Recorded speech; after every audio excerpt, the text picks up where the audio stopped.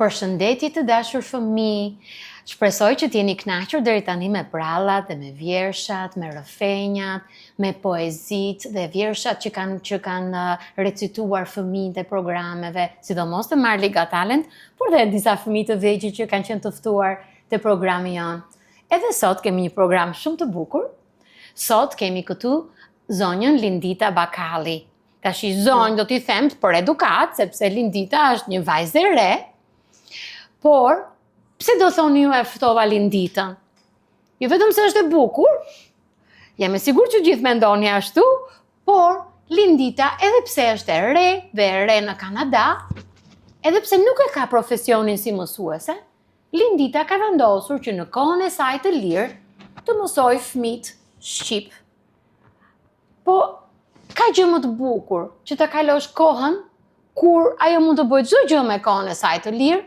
Ajo ka vendosur që të kaloj atë kohë duke mësuar fëmijët e komunitetit shqiptar. Prandaj dhe kemi këto fëmijë bukuroshat këtu që të dëgjojnë prallat dhe fabulat që të lexoj sot Lindita për ne. Lindita, mirë se erdhe. Përshëndetje dashur. Kënaqësia është e imja. Shumë faleminderit. Unë e di që ti kushton shumë kohë mësimit të fëmijëve dhe kjo është e tepërt, po ti jam shumë mirënjohëse. E vlerësoj unë më shumë. Faleminderit për ftesën. Du të bëj disa pyetje, edhe një do duket çik si e rëndom, sepse në çdo episod unë pyes të njëjtën pyetje. Por është programi i gjuhës shqipe dhe libri është gjëja më kryesore me të cilin mund të mësojmë gjuhën. A e mban mend ti cili ka qenë libri yt i parë ose ke pas një libër të preferuar? Patjetër, kam pasur. Është një nga librat që më kanë ngelur në mendje që fëmijë. Është Djemtë e rrugës Pal. Është historia e disa fëmijëve të vegjël që në rrugët e Gjermanisë fillojnë të ndërtojnë një si ushtri, edhe Nemçeku është ushtari, zgjedh pozicionin e ushtarit, edhe tregon se si sfidat, se si besnikëria, se si dashuria për shoqërim midis njëri tjetrit mund të arrijë majat. Është një nga librat që më kanë ngelur në mendje, besoj kam lexuar sa kam filluar 9 vjeç. Wow. Edhe është një nga librat që më ka ngelur në mendje dhe kushdo që është fëmijë mundohem t'ja rekomandoj që ta lexoj, sepse është një nga librat që të hap syt mbi shoqërinë, mbi miqësinë edhe të hap dyert e dijes. Prindër e dëgjuat? Lindita, do të lutem nëse do shikosh nga kamera, sepse fëmijët duan të dinë se kush je ti sigurisht, se nësi po presin gjithë. Lindita, ke ndonjë libër të preferuar tash që e përdor me fëmijët në një prallë ose në një gjë? Patjetër, janë disa, janë 1001 fabula, të cilat janë fabula të shkurtra, që flasin më shumë me morale, mbi shoqërinë, besnikërinë, si të jesh njeri i mirë, një fëmijë i sjellshëm, të dëgjosh prindrit, përcjellin shumë mesazhe dhe morale mbi jetën në përgjithësi. Edhe ajo gjëja më e bukur, prandaj dhe ne morëm këtë rrugëtim, që të mësojmë fëmijët, jo vetëm me gjuhën shqipe, por dhe me vlerat dhe moralet tona të kombit ton të bukur. Tashi, ne e tham që profesioni jot nuk është si mësuese, por ti i mëson fëmijëve shqip. Patjetër. Si i frymëzon këto fëmijë, sepse është një herë në javë, flasin anglisht gjithkohës. Si i frymëzon fëmijët që të flasin shqip? Si fillim, e nis gjithmonë si pjesë të lojës, jo sikur janë duke marrë mësim shqip. Mundohem gjithmonë që të mësojnë gjërat që ato duan të mësojnë, fjalë që ato janë të interesuar të mësojnë shqip.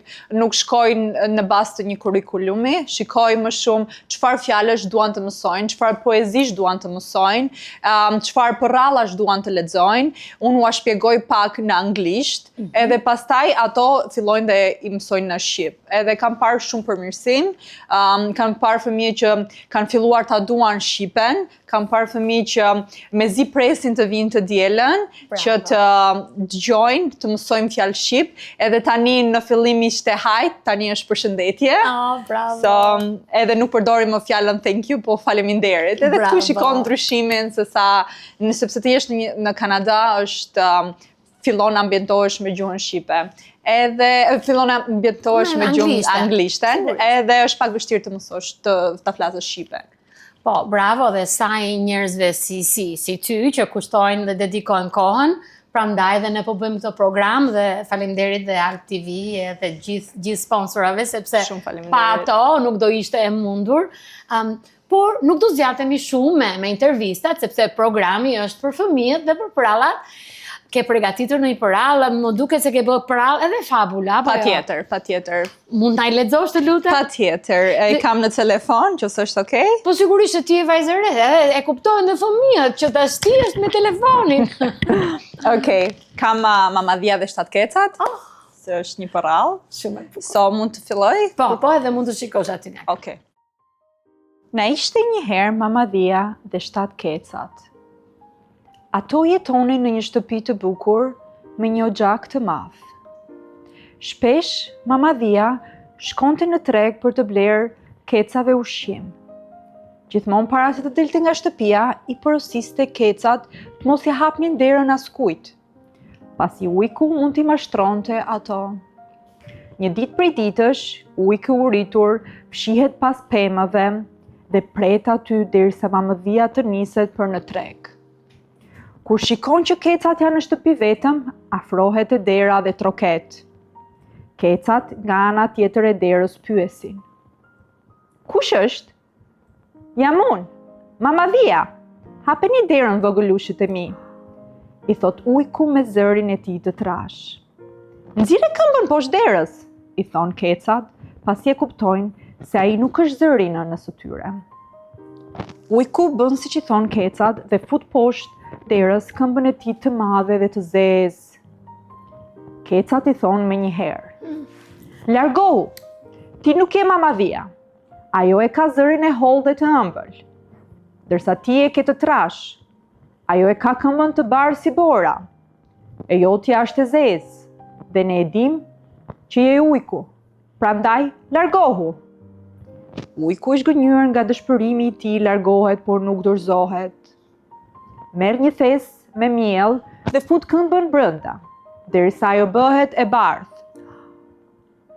Pastaj merr mjaltin dhe fillon të hajë derisa zëri i tij të bëhet i hollë dhe i ëmbël si Mamadhis.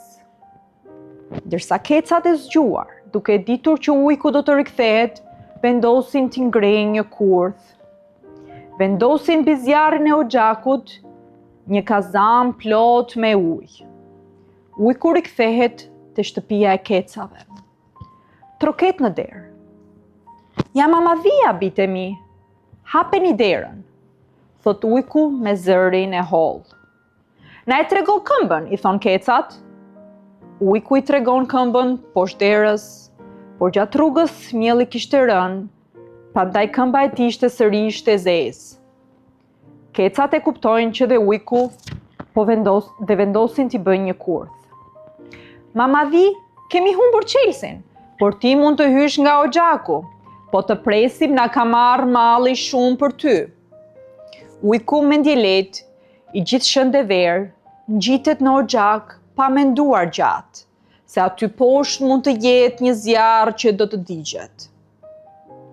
Hidhet poshtë nga oxhaku dhe përfundon në kazanin me ujë të nxehtë që kecat kishin përgatitur. Kecat e lumtur që i kishin dhënë një mësim të mirë ujkut, kërcyen në shtëpi, ndërkohë që ujku lërinte në kazanin me ujë të nxehtë. Kur Mamadhia kthehet në shtëpi, kecat i tregojnë çfarë kishte ndodhur dhe ajo i përkëzon të vegjëlit e saj që ja kishin dëgjuar fjalën. Që nga ajo ditë, ujku nuk guxoi më të kthehej te shtëpia e kecave.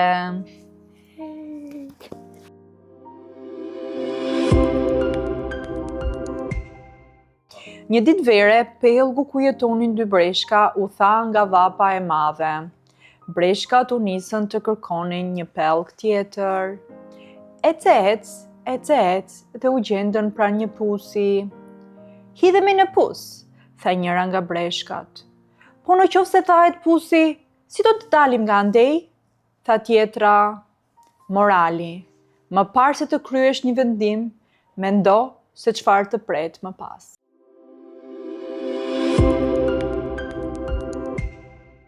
Sot kemi Artin, kemi Tinin, kemi Lianën, kemi Lirën e bukur, edhe kemi dhe Ajsin. Fëmijë të dashur, sot kemi një grup fëmijësh që si sa të bukur janë. Herë tjetër të vini, kush do të vinë a thoni, vetëm bëjmë episode. Përveç se prallave, kemi dhe një surprizë të vogël dhe të bukur. Liana Shkreli është një ëmbëlsirë që ka dalë vullnetare sot që të na recitoj për ju. Liana, sa vjeç je ti shpirti? Jam 9. 9 vjeç, o zot, që mizë e bukur, mizë e vogëles. Liana, po mirë, qa klasi je ti në shkollë? Jam në klasën të 4. Shikon, po sa bukur e flet shqipen. Po mirë, unë e di që mami jot bën mjaltë dhe gjërat mira. Nga ato gjërat që prodhon mami, kush është më e preferuar e jotja? Më pëlqen më shumë mjalti. Edhe mua, po mos i thu njeriu. Si e ka emrin mjalti? Orgene Kani. Në rregull. Tash çfarë vjesh e ke përgatitur për sot?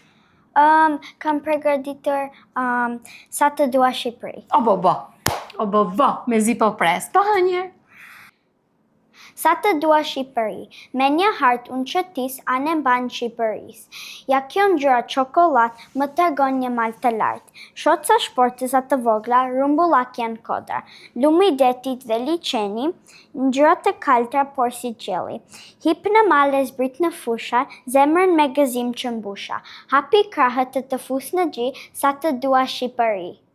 Faleminderit shpirti. Po mirë, po të kemi nevojë do na vish prap? Po. Në rregull. Do të vi dhe 100 herë. Dhe 100 herë. Unë jam Artan, i kam 8 vjet, vjesha është nesër brebir.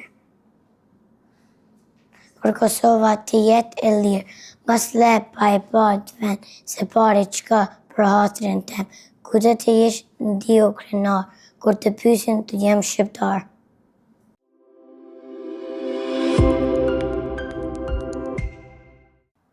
Unë kam emrin Artini, jam 10 vjeç edhe poezia tem është me viti jam larguar. Me viti jam larguar, i dashë ardhe, por nuk të kam haruar sa i ambëlje. Jam shqiptar dhe krenar dhe çdo hap që marr të dua vëllninja ime që më bën zemrin mal. Bravo! Bravo!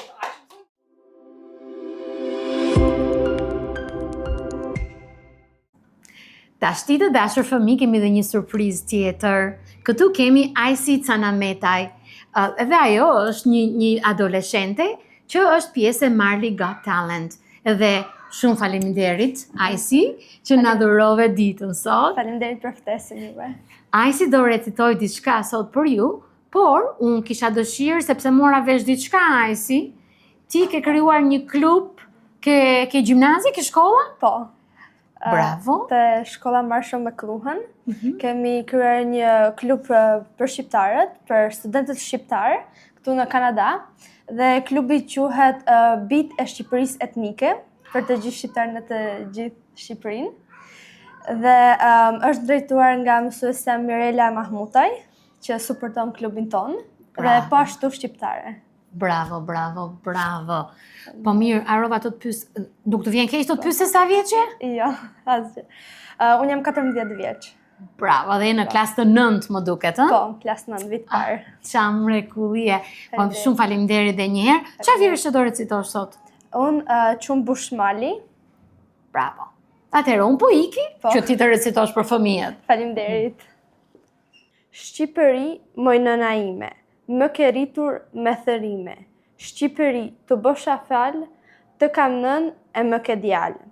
Çum Bushmali me dëbor, Çum Bushdeti me pampor, se Çum Bush e shkreta vlor, plot me krushq e me dasmor. Sja në toskë e malësor, me flamur të kuq në dorë, si dhëndur me kuror. Qush bardh malit, qus bardh, nga çdo anë, se që në ardh. Shqipëtarët gunë bardh, se që në ardh palë palë, duke rrotulluar malë, kush më këmbë, kush më kalë, kush më shpejt, kush më ngadalë, kush i lumë e kush i gjorë. Ka në zbritur mu në vlorën e lirisë, na të thelb të Shqipërisë.